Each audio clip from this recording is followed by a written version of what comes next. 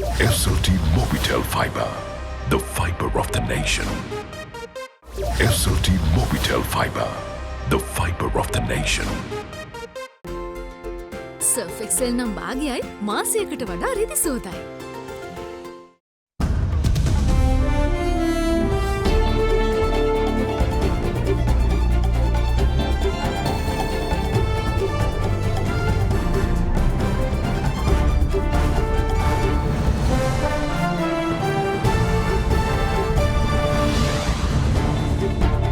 Tonight, dispelling darkness, Sri Lanka celebrates Deepavali, the festival of lights, in adherence with health and safety guidelines as the country's leaders wish for prosperity and good health for all.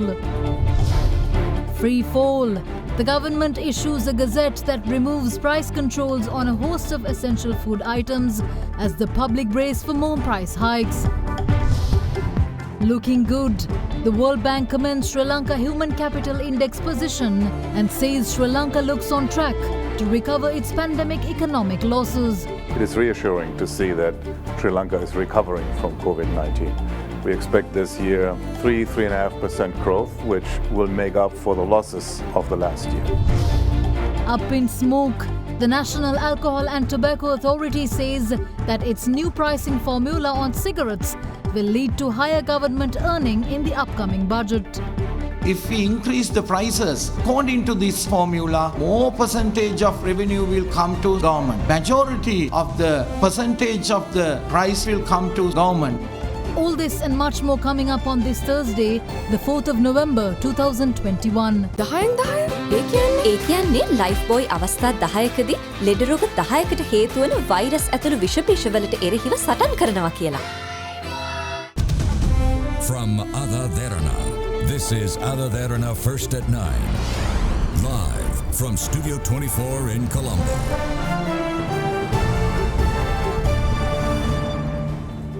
Good evening and welcome to First at 9. I'm Shanella Fernando in your top stories for tonight.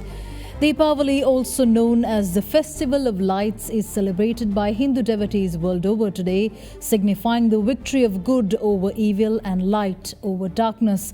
Hindu devotees across the island celebrated the festival today, however, under the COVID-19 cloud, adhering to health protocols.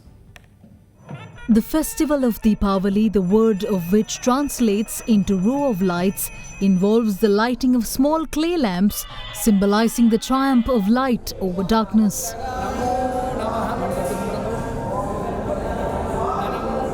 Deepavali is one of the most eagerly awaited festivals for Hindu devotees as they commemorate a number of significant events that took place on the day, including the homecoming of Lord Rama after his 14-year exile, as well as the death of demon Narakasura at the hands of Lord Krishna. Lighting lamps to commemorate the day, Hindu devotees across the country were seen celebrating and engaging in religious observances. Issuing his customary message on the day, President Gotabaya Rajapaksa wished happiness and prosperity for Hindu devotees in Sri Lanka and the world over. Meanwhile, Prime Minister Mahinda Rajapaksa too celebrated the festival at temple trees.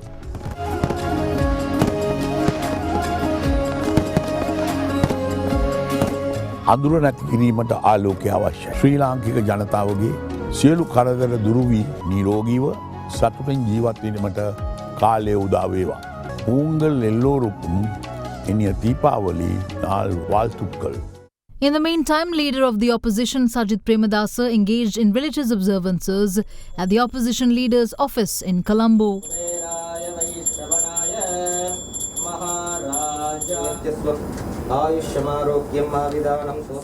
Extending his wishes on the occasion, the opposition leader expressed hope that the darkness of ignorance will be dispelled by the light of lamps lit by generating spiritual discipline, wisdom, intellect and peace. The opposition leader also says that he hopes that the festival brings about ethnic reconciliation and mutual understanding to bring about reunion. Big 3. World Bank Vice President for South Asia Hartwig Schaefer says that Sri Lanka looks on track to achieve its projected 3 to 3.5% economic growth this year and has shown very impressive gains in other areas as well. Speaking to Indivari Ammuwatta on our current affairs program at Hyde Park, Schaefer highlighted Sri Lanka's high standings in the Human Capital Index, which is higher than both the global and regional averages. However, Schaefer says that more work needs to be done to ease any pressure points, such as in preparing for an aging demographic, digitalization and post-pandemic recovery. World Bank Vice President for South Asia Hartwig Schaefer is currently in Sri Lanka, where he met with Sri Lanka's top government officials to address a range of topics, especially post-pandemic recovery and human capital development. Schaefer says that Sri Lanka looks on a steady path to economic recovery, reaffirming the World Bank's 3 to 3.5% growth projections this year. Very busy schedule. You've been meeting high-level officials and having a lot of engagements in terms of how we can advance the human capital agenda here in Sri Lanka. How have your meetings been so far? So far, the meetings have been very good, and it is reassuring to see that Sri Lanka is recovering from COVID-19. We expect this year 3.5% growth, which will make up for the losses of the last year.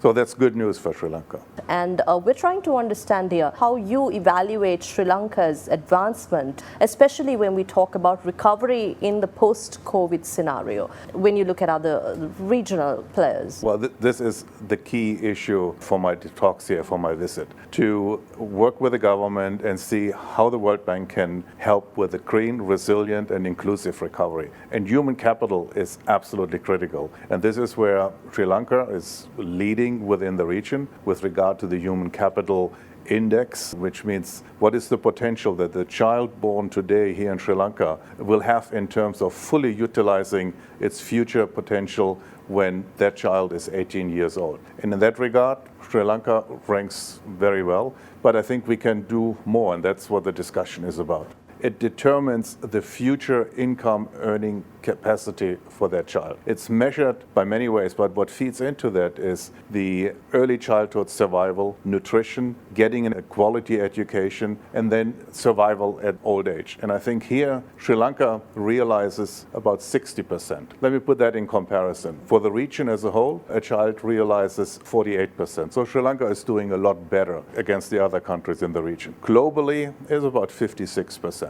Again, Sri Lanka is above average. Sri Lanka is more closer to some of the countries that are really leading. Singapore, 88%, Germany, 75%, the US, 70%. So pretty good, by and large. And I think this is something that we have to recognize. Sri Lanka has done very well with regard to its human capital development. But also what COVID-19 has shown is that there are pressure points. And I think that is now important to address those pressure points. However, Schaefer believes that despite Sri Lanka's many positives on the human capital development front, there remains a lot more improvements that are needed in order to get rid of pressure points, such as dealing with aging demographic, better education and digital skills. Some of those are very unique to Sri Lanka. Age demographics play a role. Sri Lanka, in 15 years, 1 out of 4 people will be over 60 years old. So we need to prepare now. We need to think about what is elder care going to look like in Sri Lanka in 10, 15 years. What is the pension system going to look like?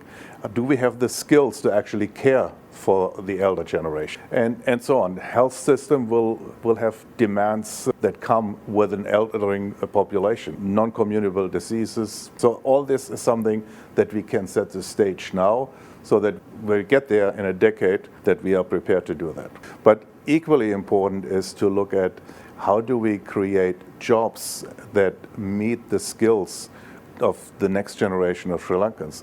Because what we see here is very good education system, universal enrollment. The quality of education is good, but can be better. So we need to focus on the quality of education, but also on the quality of skills that will be demanded in 10, 15 years. And we think about digital technology. There will be digital services. So we need to make sure that we educate the young children today to leave school and graduate with the right skill set that private sector employers will be looking for.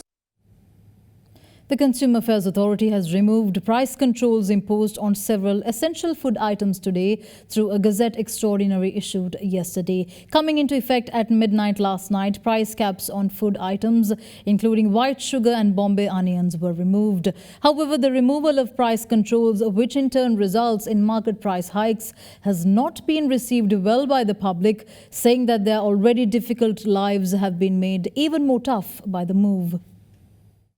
The Consumer Affairs Authority issued an extraordinary Gazette notification yesterday, removing price controls imposed on several essential commodities. Coming into effect at midnight yesterday, the Gazette Extraordinary rescinded 7 gazettes issued previously on price controls. Accordingly, price caps imposed on white sugar, brown sugar, Bombay onions, green gram, chickpeas, corn, broiler chicken and dried fish as well as Maldive fish have been removed. Meanwhile, upon directives of Finance Minister Basil Rajapaksa, the special commodity levy on imported rice has been amended. As per the amendment, the 65 rupee import tax imposed on a kilo of rice has been reduced to 25 cents. Meanwhile, with market prices of essential food items on the up, people continue to voice disappointment over the government mechanism. පාලන මිල තියෙනකොට මෙච්චර ගණන් නැගලා තියෙනකොට පාලන මිල අයින් කරා කියන තව මිල වැඩි වෙනවා. ආණ්ඩුවට ඡන්ද දුන්නේ කියන අපිට ඇත්තටම ලැජ්ජයි. අපි මේ රජය කරේ විශ්වාසයත් එක්ක අපි ඡන්ද දුන්නේ. ඒ විශ්වාසය සම්පූර්ණයෙන් බිඳ වැටලා තියෙනවා. ඒ සතෝසේ කියනෝනේ ආණ්ඩුවේ කියනවා බඩු 4ක් ගන්න කියලා. සීනි කිලෝ එකකට. Meanwhile, the shortage of domestic gas cylinders experienced in the market does not seem to have come to an end. Members of the public claim that the shortage still persists. සීනි වලට පොලිම පරිප්පු වලට පොලිම ආල් ටික නැහැ. මේ රටේ තේරුමක් නැහැ මේ මිනිස්සු පාලනය කරන්නේ කඩකාරයෝ. With shortages in gas reported, members of the public have shifted to using kerosene as a substitute, resulting in long queues outside shops. In the meantime, the Samagi Jana Balawege launched a protest in Vallampitiya today, calling for a price reduction in essential commodities. Leader of the opposition, Sajid Premadasa, joined the protesters in objecting the price hikes.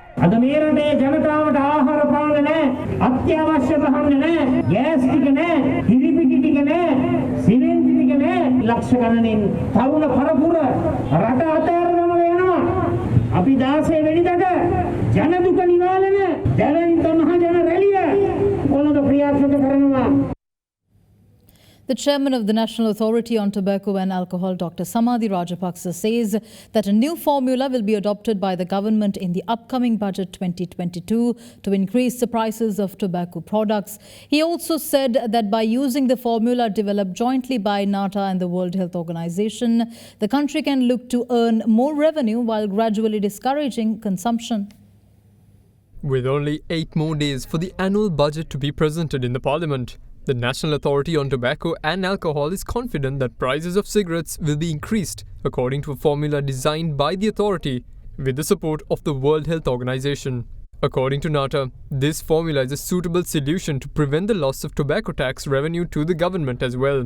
When we implement this formula, the price of cigarettes will definitely go up. It will increase. Now this year, adhering to this formula, it will increase by 4 to 5 rupees. And 5 years to come, the cigarette price will go up 20-25 rupees. That means the buying capacity of the cigarettes will eventually decrease. And it is a very single most effective tobacco control measure. The WHO recommends the increasement of tax. So we are proud to say, as a country now, we are implementing this tax formula for tobacco products. Further, Dr. Rajapaksa believes that Sri Lanka can also achieve the target of creating a healthy nation by implementing this formula, which will at some point make Sri Lanka a completely tobacco-free country.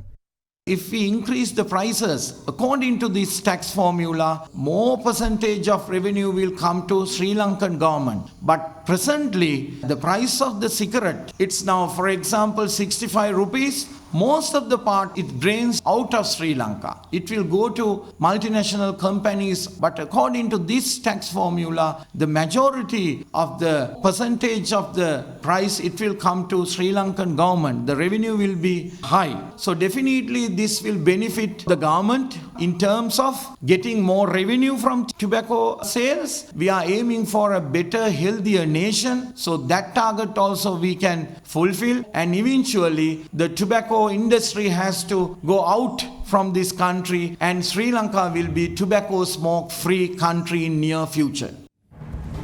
More news on the other side of this break. Stay tuned.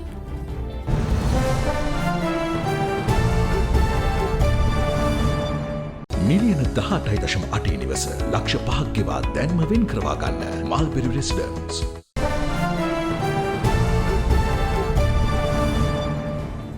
Welcome back in more news. The development of digital skills among the country's youth are a necessity if the country is to undergo a complete digital transformation. These were the remarks made by Minister of Youth and Sports Namal Rajapaksa at the Asia Pacific Innovation Day and Digital Talent Summit 2021 yesterday. In addition, Executive Director of the ASEAN Foundation, Dr. Yang Mi-eng, said that the gap in digital skill requirement looked for by the job market needs to be closed quickly in order to build a sustainable digital talent development ecosystem within the region. Due to the COVID pandemic, the world was left with no choice but to undergo rapid digitalization in order to ensure their economies didn't stop growing. Even though many Western countries were able to swiftly adapt to the needs of the time, some countries such as Sri Lanka are still lagging behind. This was highlighted by the Executive Director of the ASEAN Foundation, Dr. Yang Mi-eng, who pointed out that the gap between market demand and the ability of organizations and countries to adapt to these needs is a crucial issue that needs to be dealt with quickly. As companies and organizations are undergoing massive online transformation and are increasing their demand for skilled digital talent, it becomes clear that there remains a gap in digital skills that needs to be closed quickly. One of the ways is by creating a sustainable digital talent development ecosystem. As a home to over 200 million youth, ASEAN has in its hands a wealthy pool of future leaders who will, in time, shape the region's destiny. In order for our youth to strive in the era of new economy and be able to overcome new challenges brought by its unprecedented rise, equipping our youth with digital skills is no longer an exclusivity but a necessity. Within the implementation of ASEAN Digital Master Plan 2025 now underway, we are looking forward to expedite the achievement of the relevant outcomes of the Master Plan, which are to increase the capacity of youth in the region to participate in the digital economy and create a digitally inclusive society in ASEAN. In Sri Lanka's defense, the government, along with both state and private telecommunication operators, did heed the change towards digital education facilities for students stuck at home with new and innovative internet accessibility packages. But as Minister of Youth and Sports Namal Rajapaksa says, this needs to be expanded to cover higher education as well. Cultivating digital talent among our promising youth demands a synchronization of our efforts in the sectors of youth, education, digital technology and enterprise development. We need to ensure that digital education is accessible to all citizens, removing the barriers of language, proximity and availability of teachers and teaching resources. At the same time, we should also build a cradle for the best and brightest of our students who successfully complete university education. Sri Lanka has made considerable effort in digital education. In the quick response from the education sector, we provided free access to university web servers during the pandemic and equipped our students with remote learning facilities through the Lanka Education and Research Network. Under the framework, nearly 90% of students have been able to access online education, which is an exciting result from our investment in the distance education modernization project ever since 2011. In the future, to unleash the potential of technology progresses, digital talents will be the driving force in the digital transformation of micro, small and medium enterprise. SMEs are the backbone of our economy. We aim to assist more digital talents to innovate, to start their own businesses and create more unicorns from Sri Lanka. This course in the future requires more collaboration between public and the private sector. With a plan of resuming schools for students of grades 10, 11, 12 and 13 in mind, the Ministry of Education released a set of guidelines in order to ensure students will be slowly eased into the school environment safely. As per the guidelines, it won't be necessary for students to come in school uniform in the first few days of school resumption. Sri Lankan health authorities have been steadily easing the country's COVID restrictions in a bid to restore normalcy. Just the same, officials took measures to restore normalcy in the education sector, resuming grades 1 to 5 across the country on the 25th of October. Further, the Ministry of Education announced plans to resume schools for grades 10, 11, 12 and 13 next Monday. As such, all schools must be disinfected and cleaned before school sessions begin every day, and all academic and non-academic staff needed for the stipulated grades must report for work. However, staff members expecting children and those with children below the age of 1 will not be called in for work. Further, staff members suffering from illnesses will only be summoned if absolutely necessary. The circular also stated that it is not mandatory for students to come in school uniform during the first few days of school. However, the circular went on to state that students would be allowed to do so provided they come in appropriate attire. In the meantime, 15 COVID-related deaths were confirmed in the country yesterday. According to the Department of Government Information, 12 of the deceased were above the age of 60. The remaining 3 were between the ages of 30 and 59. So far, Sri Lanka's overall number of COVID-related fatalities currently stand at 13,806.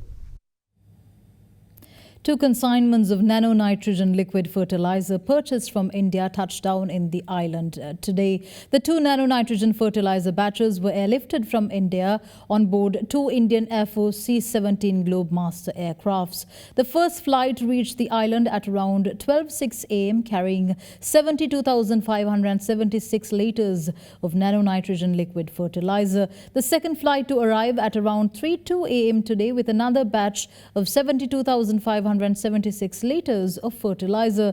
Both the fertilizer consignments to have arrived in the island add up to 145,152 litres. The purchase boosts the government's drive towards a greener country and helps expedite the availability of nano-nitrogen fertilizer to Sri Lankan farmers.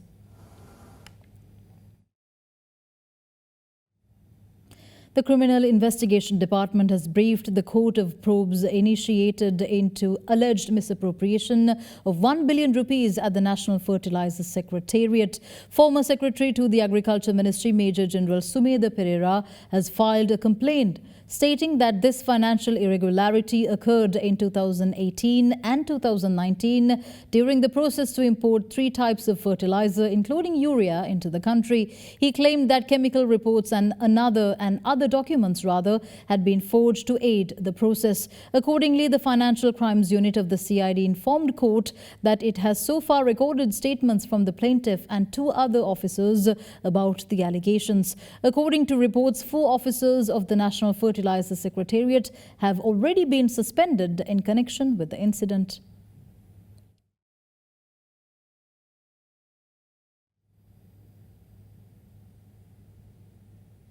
A jeep driven by a 16-year-old teenager collided with multiple vehicles in Valisara this morning after losing control due to high speed. As a result of the collision, 1 person lost his life, while 4 more sustained severe injuries. At around 9 a.m. this morning, a SUV that was heading towards the direction of Negombo along the Negombo-Colombo main road at excess speeds veered off the road near the Valisara cemetery. According to CCTV footage, the vehicle is seen losing control and colliding with 2 motorcycles, a 3-wheeler and a car travelling in the opposite direction. During the incident, 1 person who was travelling on a motorcycle lost his life, while 4 others were injured, with 1 in critical condition. All of the injured were admitted to the Colombo North Teaching Hospital in Ragama.